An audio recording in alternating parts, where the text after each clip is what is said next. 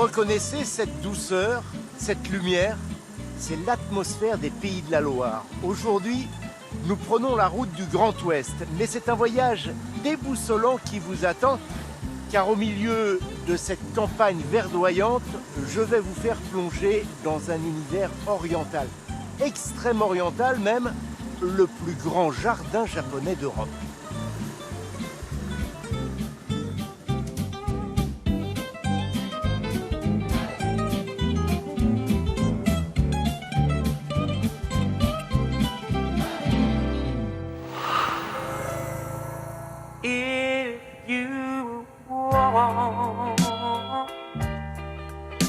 Something to play with. Go and find yourself a toy. On y pratique un art des jardins qui remonte au XIIe siècle. Nous allons nous exercer à la taille en iwaki, au geste délicat du pincement de chandelle. Nous allons apprendre à former la silhouette d'un bonsaï. Respirez, nous sommes presque arrivés.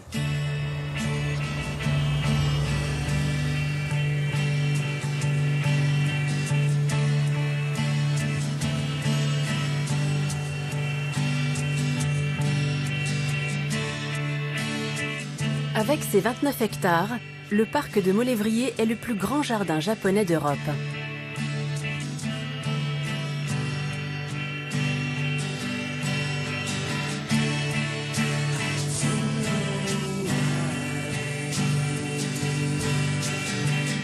Le parc actuel faisait partie de la propriété du château Colbert, fondé en 1680 pour Édouard-François Colbert.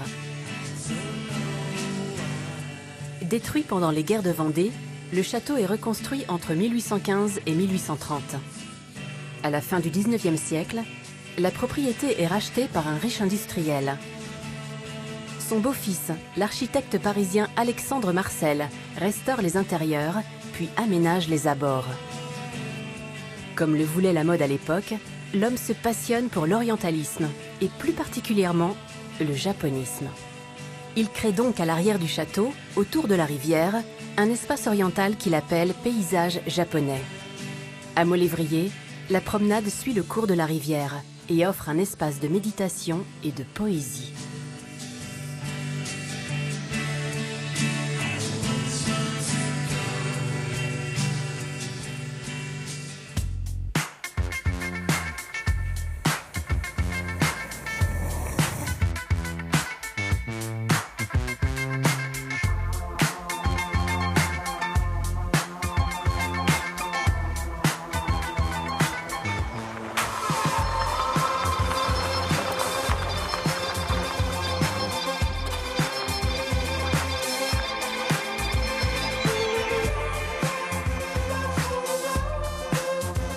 Bienvenue au parc oriental de Molévrier. Quand on visite un jardin comme celui-ci, il faut vraiment laisser aller son imagination. Toutes les scènes du décor sont censées représenter en miniature un paysage naturel. Ciel, lac, mer, montagne.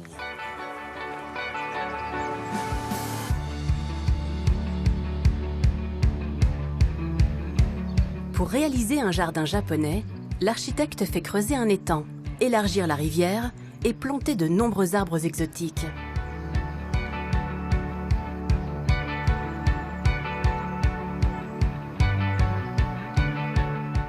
En 1945, à la mort des propriétaires, le parc est abandonné pendant 40 ans.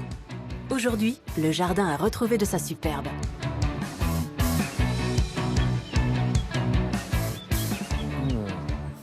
Ça sent bon ça, un magnolia.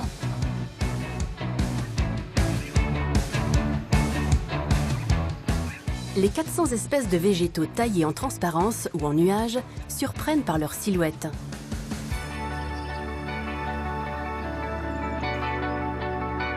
La richesse du jardin zen japonais vient de son dépouillement. Tout y est esquissé et suggéré.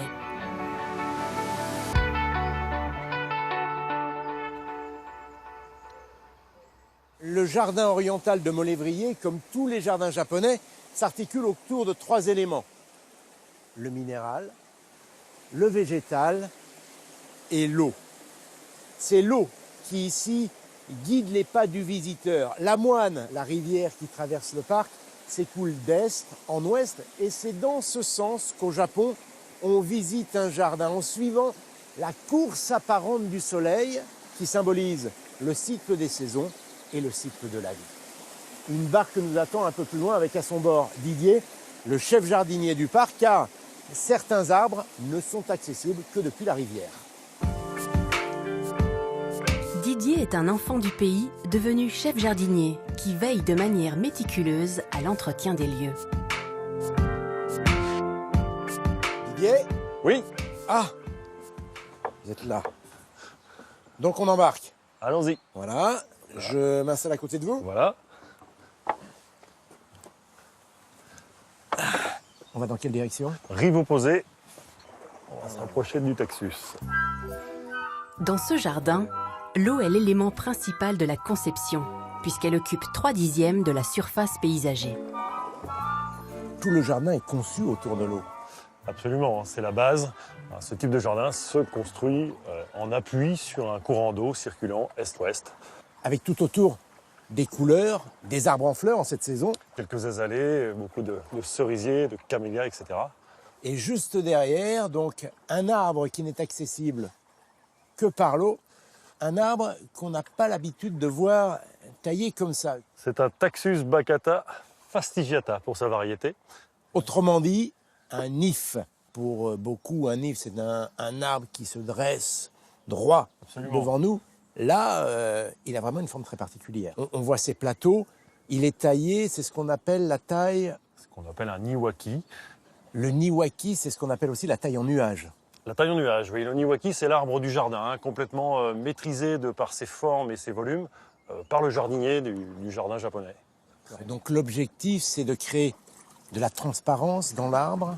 C'est une recherche esthétique qui met en évidence la structure de l'arbre, la force de l'arbre, et qui laisse en même temps beaucoup de légèreté par cette transparence évidente et exagérée. C'est vrai que très souvent, on profite du feuillage, de la frondaison d'un arbre, rarement du tronc. Or, là, avec cette taille, on profite vraiment de toute la structure de l'arbre. Et alors Absolument. celui-ci, celui qui est derrière, il est fabuleux. Franchement, je n'ai jamais vu un arbre comme celui-ci. On croirait une forêt. C'est un arbre qui a basculé, qui s'est déraciné en partie, mais qui n'est jamais complètement, donc qui est toujours vivant, et qui a ensuite repris l'énergie, et c'est les branches qui étaient du côté opposé, qui se sont développées à la verticale, qui forment cette forêt. Oui. Il est magnifique cet arbre. Après cette balade bucolique, il est temps de passer aux choses sérieuses. Didier doit effectuer une taille japonaise en équilibre sur la barque. Qui se lève le premier? Donc, peu importe. Allez. Allez-y d'abord. Ouh. En même temps, on a les branches pour se tenir. Voilà. C'est ça pas sert à mal. ça, c'est très pratique. Très bien. Ok. Très pratique. Voilà, alors attendez, oui. J'ose à peine me pencher pour ramasser les cisailles. Alors, attention, ça coupe. Merci. Donc, il y a un peine en équilibre et en plus ça coupe. Alors qu'est-ce qu'on coupe? Allez-y, montrez-moi. Alors, on taille juste la jeune pousse.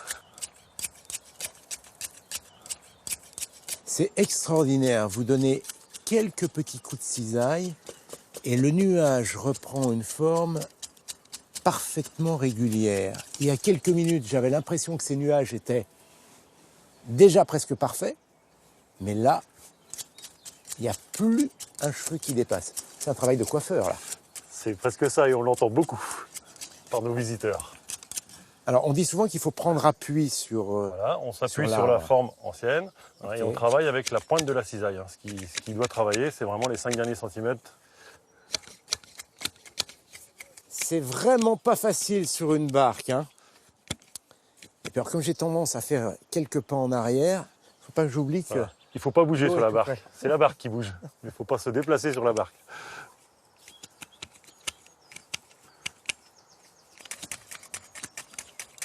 J'aimerais obtenir le même son que celui que vous faites avec votre cisaille. Là, il y a une belle musique. Chez moi, il y a un peu de fausses notes. Combien de temps de pratique? Un peu plus de 30 ans maintenant. Ça explique tout. La taille en iwaki. Didier, je vais vous laisser et je vais regagner la berge pour un autre geste très particulier, le pincement des chandelles.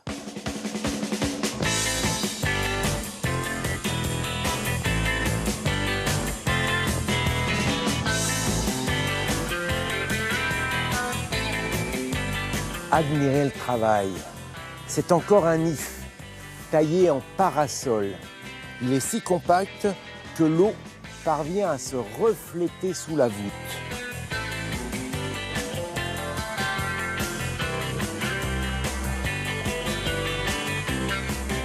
Certains éléments présents dans le parc sont typiques des jardins japonais et ont un symbole très marqué. Le pont, élément essentiel du jardin oriental, a lui aussi une forme cintrée. Cette silhouette et son reflet dans l'eau évoquent le disque solaire.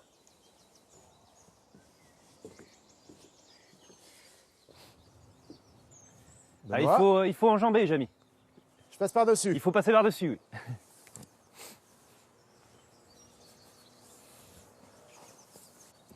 Pourquoi c'est fermé comme ça? Alors parce que c'est un endroit interdit au public, hein, qui est autorisé qu'à l'empereur japonais et aux jardiniers. Donc aujourd'hui, vous êtes jardinier. Très bien, je pensais que vous alliez dire je suis l'empereur, mais bon, je suis allé un peu trop loin. On va être jardinier pour l'instant.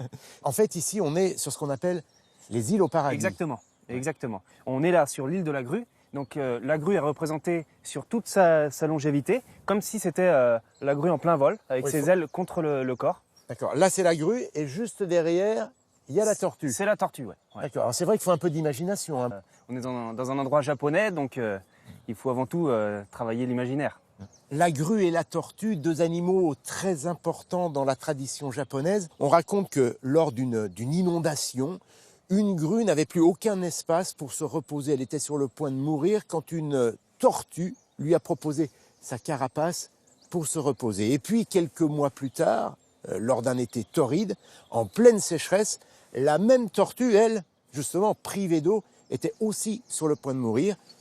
La grue est revenue, elle a pris la tortue, elle l'a emmenée un peu plus loin, là où il y avait un peu d'eau, ce qui a permis à la tortue de continuer à vivre. Ça illustre très bien la complémentarité de ces deux animaux, le fameux yin et yang de l'Extrême-Orient. Alors je ne connaissais pas du tout cette anecdote, c'est très intéressant. Merci d'être venu rien que pour ça.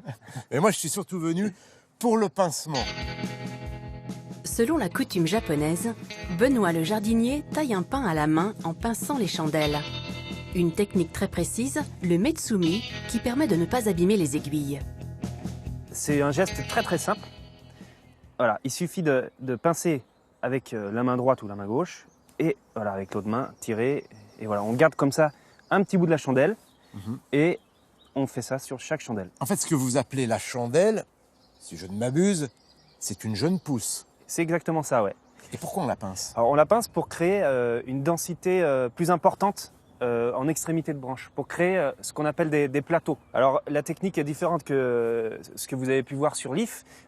Sur l'IF, c'était une technique à la cisaille. Là, c'est une technique de pincement à la main, tout simplement pour pas couper ces aiguilles-là, qui risquent de jaunir si on les coupe. Et esthétiquement, ça serait pas chouette. Ok. Alors, je vois qu'il y a des chandelles qui portent des excroissances. Ça ressemble drôlement à une jeune fleur, à un bourgeon, tout ça. C'est exactement ça, c'est une fleur. C'est la fleur mâle, c'est la fleur mâle du pin. Il y a aussi une fleur femelle qui se situe à l'extrémité des chandelles. Mais là, les chandelles sont encore un petit peu jeunes pour qu'on puisse les voir. Le fait de le faire maintenant, ça se coupe facilement. Si on attend, ça se lignifie. Absolument. Et ça devient impossible. Et on laisse donc un petit morceau de la jeune pousse qui va permettre à la sève, malgré tout, de remonter. Et c'est grâce à cette sève que d'autres chandelles vont pousser, ce qui va permettre de densifier la branche. Voilà. Okay. On sent aussi l'autre caractéristique, celle d'avoir de la résine, qui colle au bout des doigts. Alors ça va vous tacher les doigts. Ah. Il y a du boulot quand même. Il y a du boulot, ouais.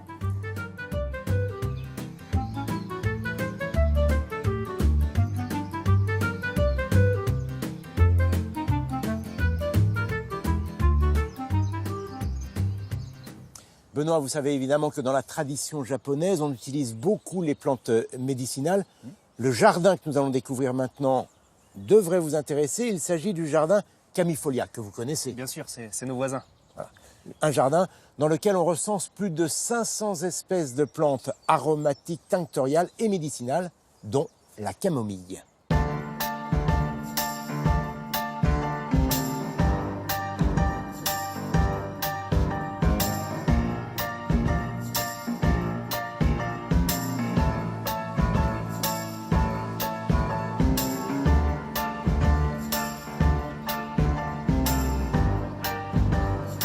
Ce jardin est un écrin de verdure situé au cœur de la vallée de l'Irôme. Il est aussi l'un des plus gros producteurs de plantes médicinales. Au milieu du 19e siècle, un puceron ravage les vignes de la région.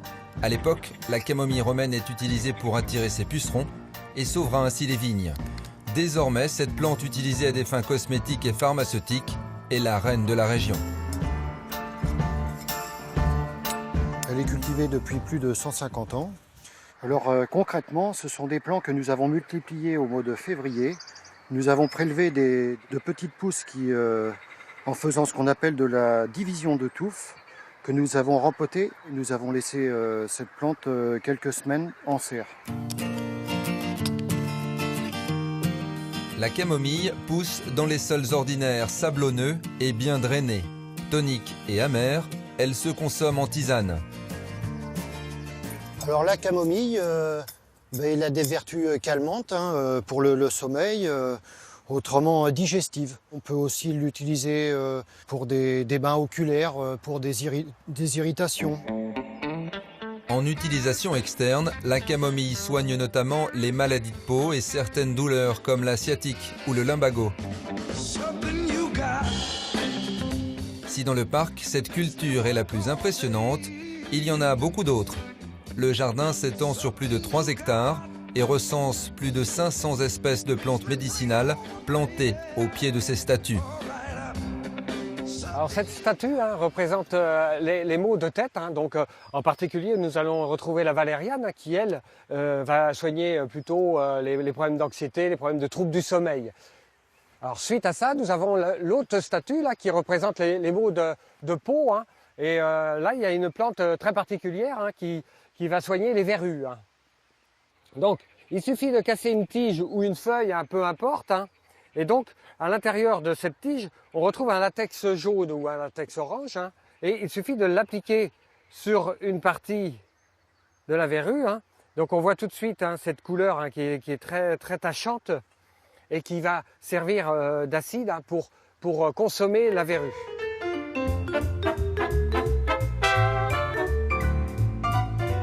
Juste derrière, une autre plante aux vertus encore plus originales. Nous avons de la saponaire ici. La saponaire est une plante médicinale et elle contient de la saponine. La saponine, c'est une propriété qui peut faire du savon. Donc il suffit de frotter ces feuilles avec de l'eau. Nous arrivons à avoir du savon quand il y a de l'humidité.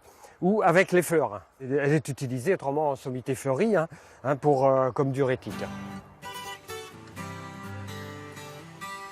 Si ce jardin est une pharmacie à ciel ouvert, les jardiniers veulent avant tout informer les curieux et insistent sur le fait que les plantes doivent être consommées avec modération et surtout en toute connaissance. Just a silhouette against your rising sun. Watch the water, watch the sky. Count the days as they go by. I'm just waiting for my chance to come. Retrouvons Jamy dans le jardin oriental de Molévrier.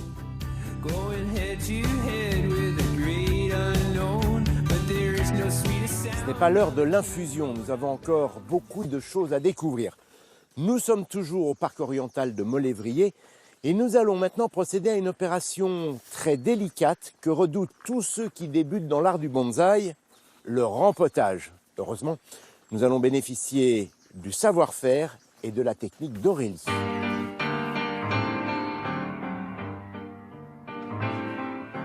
Via, via, vieni via di qui. Niente più ti lega questi luoghi, neanche questi fiori azzurri. Aurélie est une jeune jardinière spécialiste du bonsaï, un art traditionnel venu du pays du soleil levant qui consiste à reproduire en miniature des arbres de taille réelle. Voici donc le sujet que nous allons rempoter. Un ficus rubiginosa. Autrement dit, un figuier, il faut imaginer que dans la nature, c'est un arbre qui peut grimper jusqu'à 15-20 mètres, alors que là, on a réussi à le contenir à quoi, une trentaine, quarantaine de centimètres? Voilà, grâce à son pot et aux tailles qu'on fait par-dessus. Voilà, on l'a miniaturisé. Exactement. Un bonsaï se rempote tous les 3 ans, une opération délicate qui nécessite des gestes techniques. On peut le soulever et on aperçoit plein de petites racines.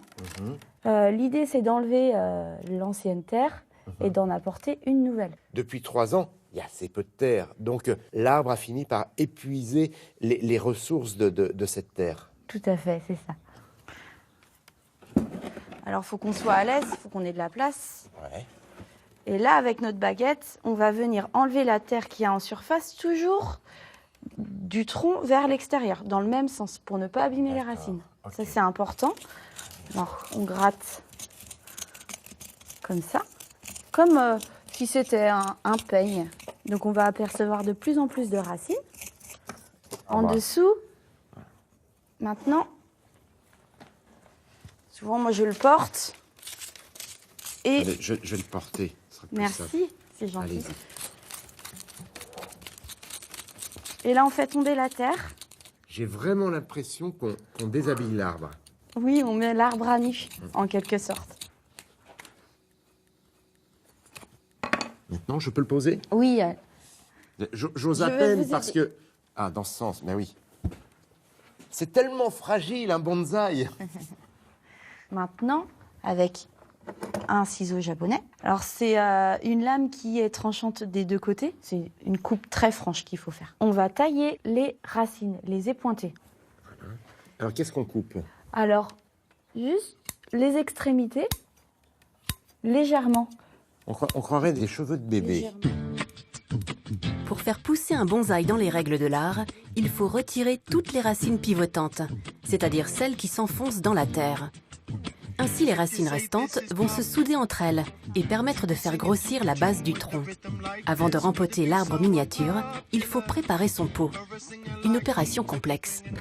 À l'intérieur, on a des trous.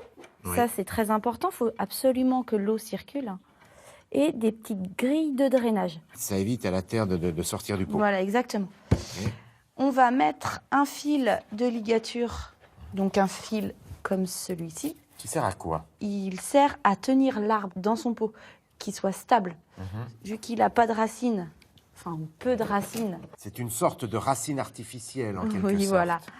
Attendez. On le met Ça, je ensemble. fais- Voilà, je lève le pot, moi. On va le faire passer dans les grilles. Ok. Voilà, comme ceci. C'est parfait. Et on le met à l'extérieur. À l'intérieur du pot, Aurélie va disposer la terre.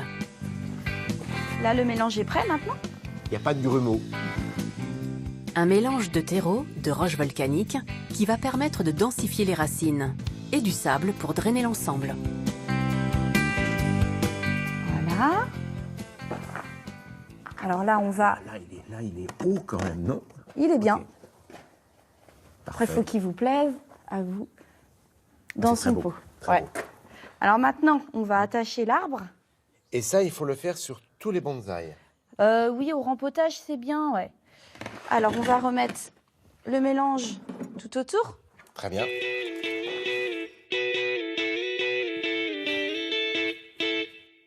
Et pour que l'opération soit un succès, la touche finale, un bon arrosage. On va laisser notre bonsaï prendre racine et nous, en revanche, on va bouger un peu. On va pas très loin, on va à Angers, au jardin Terra Botanica, vous connaissez? Oui. Voilà, un jardin qui héberge d'autres plantes asiatiques, une plantation de thé notamment.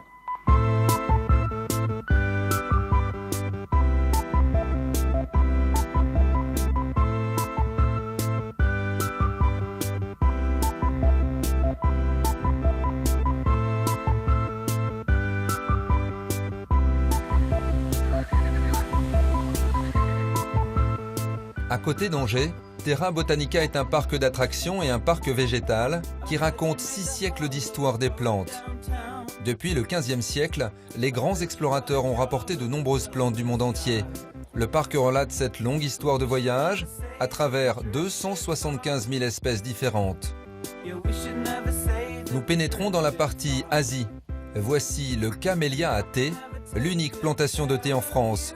C'est le chef jardinier Dominique qui s'en occupe. Nous sommes donc là en présence de jeunes pousses de thé. Et donc c'est à partir de ces jeunes pousses que l'on récolte régulièrement, que l'on fabrique le thé. Pour le moment, aucun thé n'a encore été produit. Car pour cela, il faut beaucoup de pousses. C'est un travail de longue haleine. On taille très régulièrement pour que justement ces feuilles se déploient et qu'on puisse faire la récolte. Cette parcelle est encore très expérimentale à cause du climat tempéré de l'Anjou. Dans un premier temps, les jardiniers observent le comportement des camélias à thé. Donc là, on est en présence d'un sujet qui est dans un milieu beaucoup trop humide et donc qui présente des caractéristiques de dépérissement. Par contre, là, on se trouve en présence d'un camélia dans un sol beaucoup mieux drainé, avec de l'eau, mais bien drainé, et donc il représente une bonne vigueur.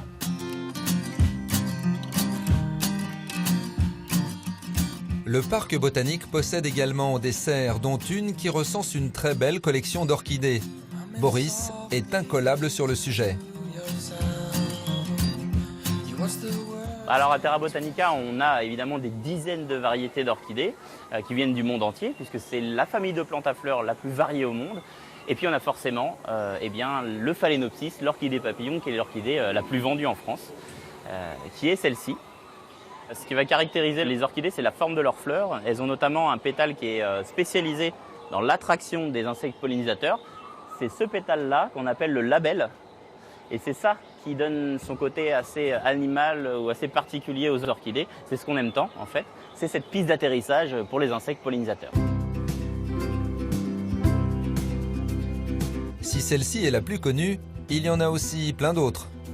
Et puis il y a des orchidées qui ont des fleurs vraiment spectaculaires, avec des pétales très fins, comme juste celle-ci, qui va faire des pétales très fins, mais sur laquelle on va retrouver toujours, sur toutes les orchidées, ce label, ici, ce pétale spécialisé dans l'attraction des insectes pollinisateurs. Alors c'est extrêmement varié, il y a même des orchidées parfumées, et puis il y a des orchidées sur toute la planète. Il y a 30 000 espèces d'orchidées quand même, et l'homme en a créé pas moins de 100 000 hybrides, donc ça nous laisse le choix.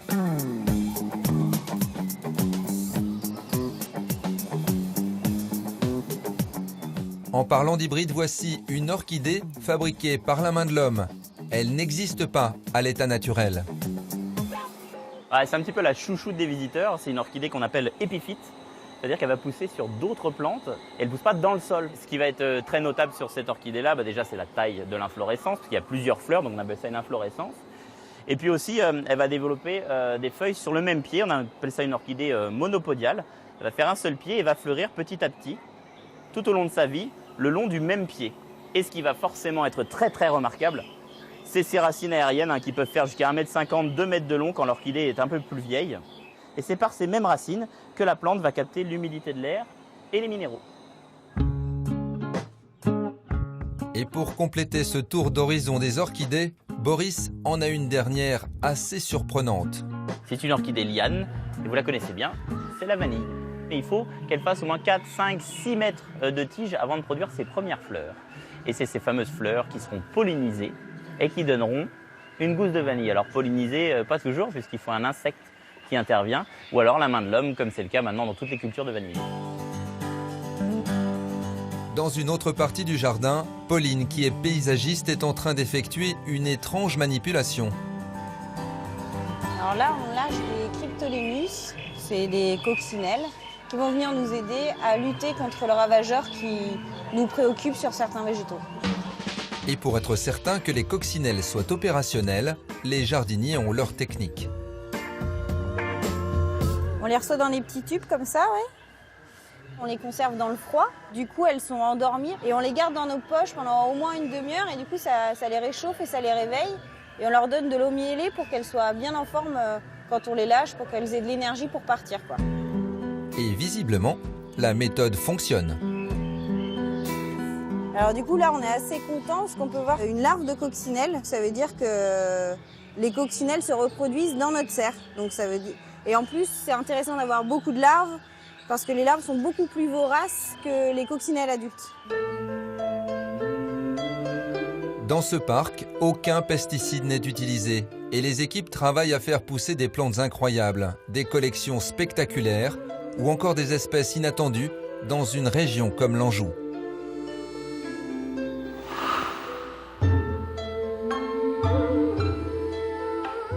Retour dans le parc de Molévrier où nous retrouvons Jamie.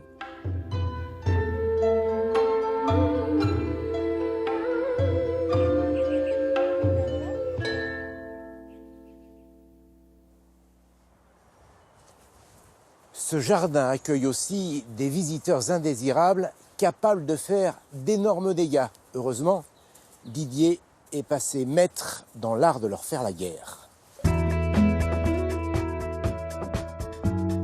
Quand il n'est pas sur sa barque, Didier fait la chasse aux chenilles et aux papillons. Des parasites qui, s'ils ne sont pas éliminés, peuvent être nocifs pour les arbres. Didier, ils sont où ces envahisseurs? Tout là-haut. Le nid blanc là qu'on voit au sommet? Oui, ce gros cocon blanc. Alors ça ressemble étrangement à un nid de chenilles processionnaires. C'est exactement ça. Et donc des chenilles qui sont dangereuses pour l'arbre. Qui sont dangereuses pour l'arbre parce qu'elles se nourrissent des aiguilles de cet arbre-là jusqu'à le déplumer complètement. D'accord. Et donc privé d'aiguilles, évidemment, un arbre comme celui-ci ne peut plus faire de photosynthèse et il meurt. Est-ce qu'un nid comme celui-ci peut venir à bout d'un conifère comme celui-ci? Non, l'arbre est suffisamment conséquent pour supporter la vie d'un nid de chenilles, mais si d'une année à l'autre, il y a un autre nid sur une autre partie de l'arbre, petit à petit, l'arbre sera décimé complètement. Voilà. Et donc l'objectif, ça va être de supprimer et donc, les occupantes de ce nid pour éviter qu'elles ne se transforment en papillons, que les papillons aillent pondre et que finalement, on se retrouve avec des colonies de chenilles processionnaires dans l'ensemble du parc. Absolument. Et là, vous avez une stratégie. Eh bien, on met des pièges. On met des pièges pour ces processions de chenilles. Donc le voilà, ce piège. Le piège à chenilles est là. Ici. Cette chenille descend dès les premières chaleurs, en début d'année, elle descend en procession le long du tronc pour rejoindre le sol et se chrysalider et redevenir un papillon. Sur son chemin, une collerette autour du tronc d'arbre qui bloque sa descente, qui lui donne une seule issue par un petit tube qui arrive dans un sac rempli de terre. En fait, on va lui faire croire, quand elle arrive ici, que le sol est à ce niveau. Et donc là, vous allez éliminer toutes les chenilles. Oui. Ça, c'est le système qui permet de piéger les chenilles. Oui. Voilà. Mais il reste malgré tout des papillons. Tous les arbres ne sont pas équipés. Alors comment on lutte contre les papillons? Bien sûr. Eh bien, avec un piège à phéromones dans lequel on va attraper les papillons mâles. Donc un petit réservoir dans lequel on met un peu d'eau. Ouais. Bon, mais ils ne vont pas se jeter comme ça dans l'eau, les papillons. Non, le papillon ne vient pas boire. Le capot qu'on emboîte bien. Et ensuite? Voilà. Ensuite, tiens, je vous le donne. Okay. Une petite cage que je vais ouvrir dans laquelle on va mettre une capsule de phéromones. Une capsule de phéromones, donc ce sont des phéromones sexuels, femelles. Femelles, qui vont donc attirer le papillon mâle. Et donc cette capsule, on la place ici, pour que le papillon vienne la butiner au-dessus de l'entonnoir. Bien fatigué, il tombera dans le réservoir d'eau. Et comment on la monte là-haut? Il ne reste plus qu'à l'accrocher sur les branches, et pour ça, j'ai une perche. Ah, c'est peut-être pas le plus facile, ça. Ça nous évitera de grimper quand même. Bon, on va essayer. Alors, un crochet. Ouais. Ça, c'est complètement artisanal. Et ma perche ici, avec un autre crochet, qui permet ensuite d'aller le mettre là-haut. Et puis, je vous donne la perche, et il n'y a plus qu'à viser la branche. D'accord. C'est un peu un bizutage, là.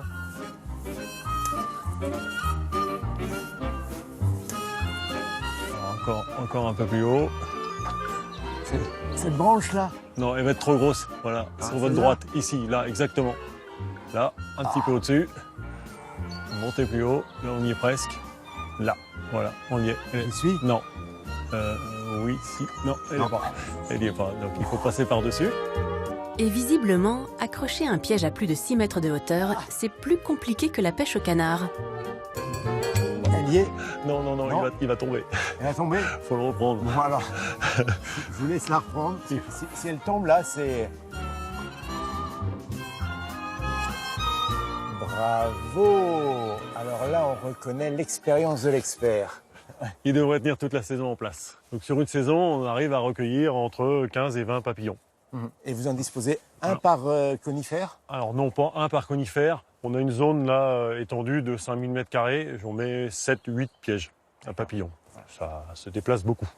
Ok, ben, je vais vous laisser avec les papillons et les chenilles. Je dois rejoindre Benoît pour une plantation. Bon courage.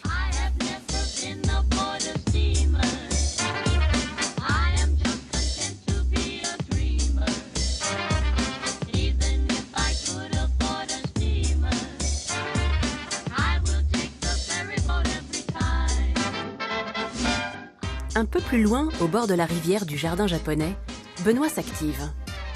Il doit réaménager un massif en pente avec une plante recouvrante.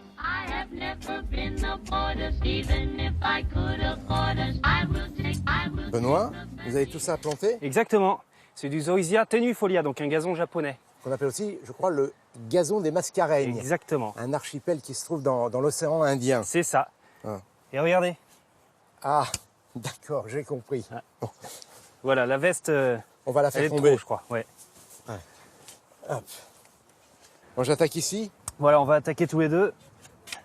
Hop. Le but, c'est de décompacter la terre. On casse les mottes. Exactement. Et aussi d'enlever les mauvaises herbes qui seront visibles. Comme ça. Ah. C'est bien sec, hein? C'est sec, ouais. Ouais. Bien qu'on soit à proximité de la moine, hein? Il y a une concurrence racinaire hein, qui fait que c'est sec aussi. Concurrence racinaire, c'est-à-dire que les racines des arbres qui sont autour, eh bien finalement, utilisent toute l'eau Voilà. qui ruisselle et qui tombe ici, aux dépens des végétaux qui poussent, qui devraient pousser à nos pieds. Voilà. Donc c'est pour ça qu'on adapte nos plantes par rapport aussi au sol. Donc là, on choisit ces plantes parce qu'elles supportent très très bien les endroits secs. Alors là, on a assez bêché. Ouais. Ce qu'on va faire, on va d'abord niveler. Ok. Pour niveler, on utilise un croc. Souvent, Ok, les le gens croc. pensent que c'est un râteau qu'il faut, mais voilà, c'est ça. Ah. Donc c'est une fourche retournée finalement. Ouais. Et on nivelle avec. Voilà. Alors, faut toujours tirer vers soi. Ah. Vous en Donc, parlez une bien. petite démonstration. Voilà. Ça permet de niveler, ça permet aussi d'enlever De casser des les mauvaises mottes, herbes. Là, voilà. je vois des choses qui On fait traînent. sortir des mauvaises herbes, Voilà. on les sort. Allez-y, moi je vais faire le ménage. Voilà. Ok. Travail d'équipe, efficacité. Hop. Alors comme on a bien bêché, eh ben, on a bien tout enfoui. Donc il n'y a pas grand chose qui ressort. Donc voilà, c'est à peu près croqué. Ok. Ce qu'il faut faire maintenant, c'est Croquer. croquer, oui. C'est joli comme mot. C'est sympa comme tout, oui. Alors maintenant, On va prendre la poubelle qui est derrière nous. ça c'est du compost. C'est du compost, c'est un petit peu lourd, attention au dos. Ok. Et ensuite, on va en vider tout le long. Voilà. Il faut être assez généreux. Encore une fois, c'est pour mettre toutes les chances du côté de la plante. Et puis l'opération va se répéter avec le croc, Ok. sans trop retourner la terre. Il faut niveler et enfouir légèrement. Et naturellement, ça va se mélanger. Bon, on plante. On va planter. Alors là, donc on a la plante dans son godet, puisque c'est comme ça qu'elle a été élevée, cultivée. Et puis, on n'hésite pas à Déchignonner. déchignonner, exactement, c'est ça.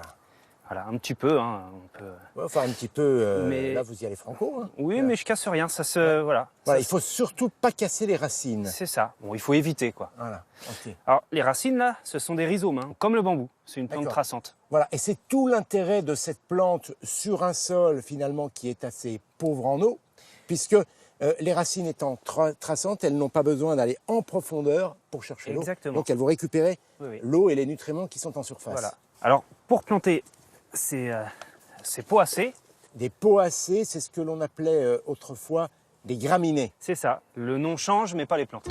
Hop.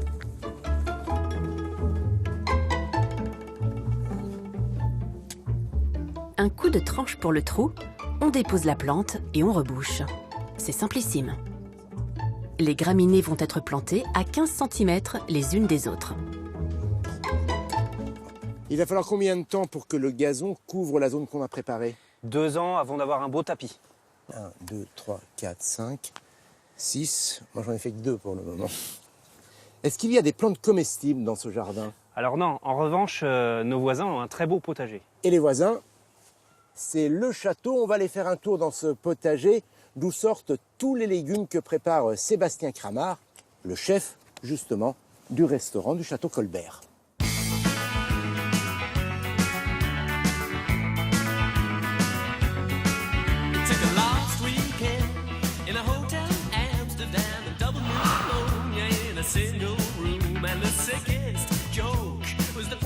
Au pied du château Colbert, son potager bio de plus de 800 mètres carrés est exceptionnel.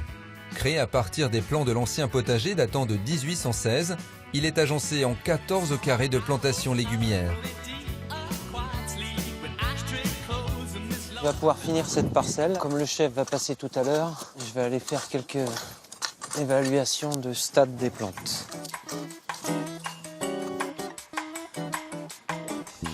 Michael est le jardinier en chef. Après avoir travaillé au potager du roi à Versailles, c'est avec la même passion qu'il prend soin des 150 légumes et 50 fruits anciens. La première fois que je suis venu voir ce jardin, j'en suis tombé amoureux de suite. On ressent ce côté très paisible et puis cette terre qui n'arrête pas de produire. Ce qui fait l'excellence de ce potager, c'est son fonctionnement. Le système d'irrigation est complètement intégré et n'utilise que les sources et les eaux pluviales. L'avantage d'avoir le canal réparti sur tout le long du jardin, c'est qu'on a l'eau à proximité. Et ça, pour un jardinier, c'est indispensable. Ici, aucun pesticide, aucun désherbant. Autant d'éléments qui font que ce potager a même été primé, le plus beau potager privé de France.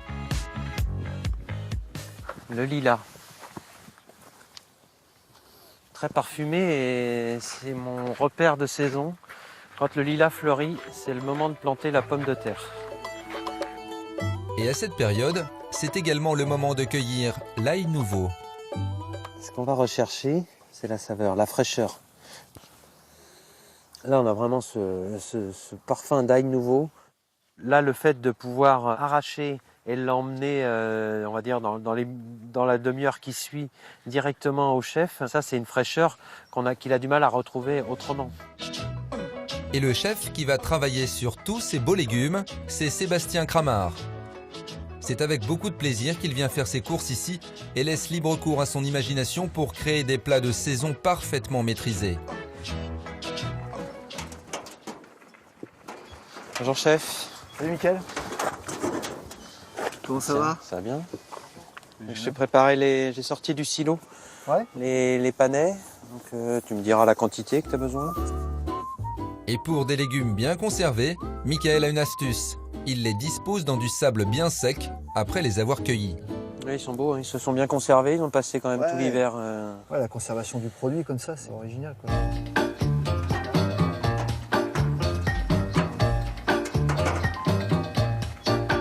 Pour la fraîcheur, direction la serre, où Michaël conserve des petits trésors, notamment les radis. Il en cultive 4 variétés, des rouges, des blancs, des noirs et des violets. Ouais, oh, la belle botte. Je peux dire qu'il n'y a plus d'un cuisinier qui rêverait d'avoir ça tous les matins. Je connais quelques confrères là, qui vont me jalouser. Dernier arrêt dans les allées du potager avant de rejoindre les cuisines, les fleurs comestibles. Et le chef a choisi des pensées.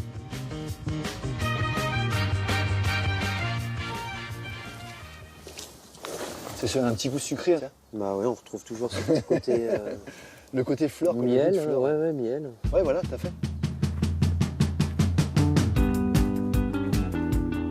Allez, il est temps d'aller sublimer tous ces produits d'exception dans les cuisines du château Colbert.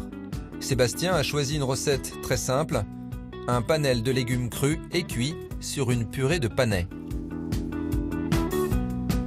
Donc on va commencer par la purée de panais et de cerfeuil. Donc on va en prendre 2 de chaque. Épluchés, découpés, il va d'abord les faire revenir au beurre à la poêle. Puis cuire dans un deuxième temps 15 minutes dans un bouillon de volaille. Et pour être sûr de la cuisson, une seule règle. C'est ce que je dis aux jeunes habituellement, c'est même quand vous faites quelque chose de très simple ou de compliqué, si vous ne goûtez pas, vous ne pouvez pas savoir. 15 minutes plus tard, il rajoute de la crème et fixe le tout. La purée est prête. Pour ce qui est des radis et des concombres, il les tranche à la mandoline.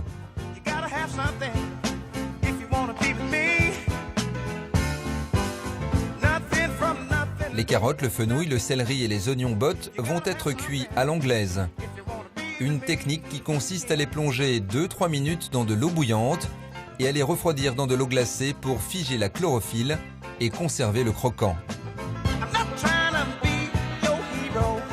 Ces opérations terminées, place au dressage. Donc là, ce qu'on va faire une petite corolle de concombre, avec les petites concombres que j'ai taillées tout à l'heure. Et c'est parfait. Il agrémente ensuite l'assiette avec la purée de légumes anciens. On va tout assaisonner. Un petit peu de vinaigrette de citron sur les produits. Et ensuite, on va faire notre montage. Les carottes, les oignons, les pois gourmands, les asperges blanches et vertes et pour terminer, tous les radis primeurs. Et on va finir par la floraison. Quelques gouttes de mayonnaise d'herbe, de betterave et d'agrumes pour décorer. Et le plus délicat reste à faire, le décerclage.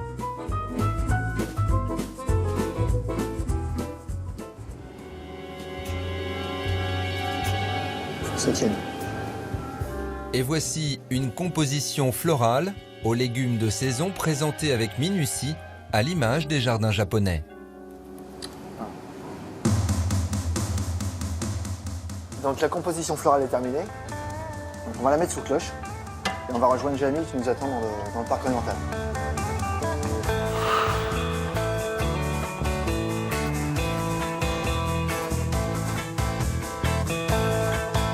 En plein cœur du parc oriental de Molévrier, au milieu des arbres et des parterres fleuris, Sébastien, accompagné de son équipe, apporte les assiettes sous cloche. Autour du buffet, les invités vont découvrir des assiettes de saison aux saveurs du potager du château Colbert.